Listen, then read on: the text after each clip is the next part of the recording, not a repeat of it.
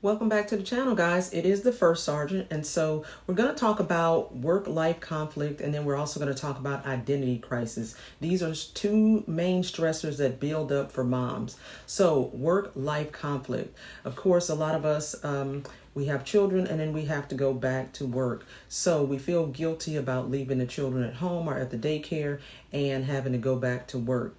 While I was on active duty and I had my son, I absolutely hated it. They gave us at the time 45 days of maternity leave. And so I was able to, spend all of that time right after birth being with my son. And then, of course, I had to use some of that time for interviewing daycare providers to see where I was going to leave him when I had to go back to work, which I knew I ultimately had to do.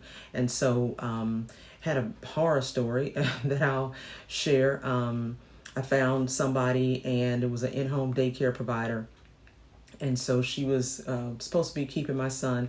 And so one day after I went back to work, I went over to her house to pick him up. Well, she had him already in his car seat, and he was just limp. He was laying there and he was grunting.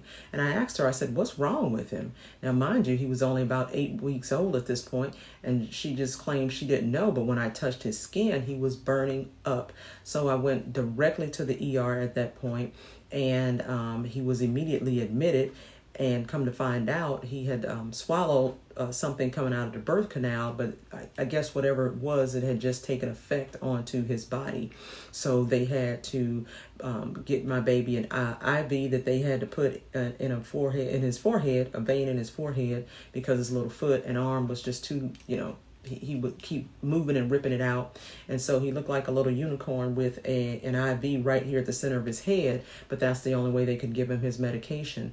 And luckily enough, at the time, my command that I reported to, they were generous enough to let me stay at the hospital overnight with my son, and my husband would come up there and spend several hours. And then, of course, when he got off from work, he would come up there and spend time with us until he had to go to bed and then go to work the next day. But my baby had to end up being in the hospital for several days, just kind of getting whatever that was out of his system that he had swallowed. But my issue was that I didn't know how long he had been uncomfortable and sitting in a car seat, limp and just burning up. He had a 90+ degree temperature, rectal temp, when by the time I picked him up and made it to the naval hospital.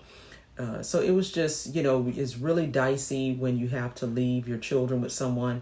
And again, the work-life conflict moms have, plenty of us would just love to be able to stay at home with the children and not work. And unfortunately, with the economy, that's not always the case. So this is a major stressor that moms deal with.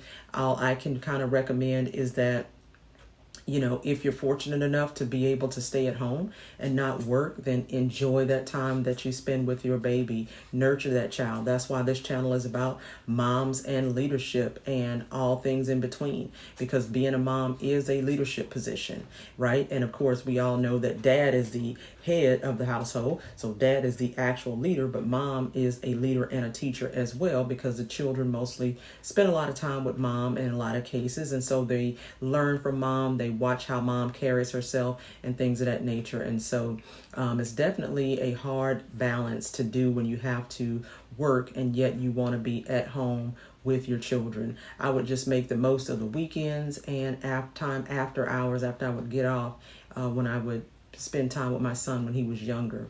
So moving into identity crisis.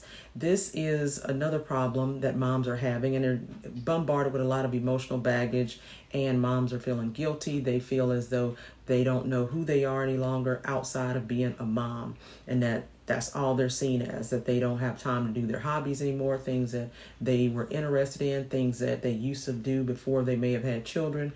And it really comes down to having a good balance. So if you have a husband, ask him to help out a little bit more so mom can carve out some time to do some of the hobbies that she enjoyed doing at once.